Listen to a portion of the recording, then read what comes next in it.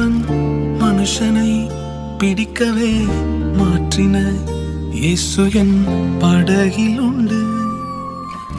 நிச்சயம் ஒரு நாள் மறுதலிப்பேன் என்று அறிந்தும் அழைத்தவர் அருகில் உண்டு.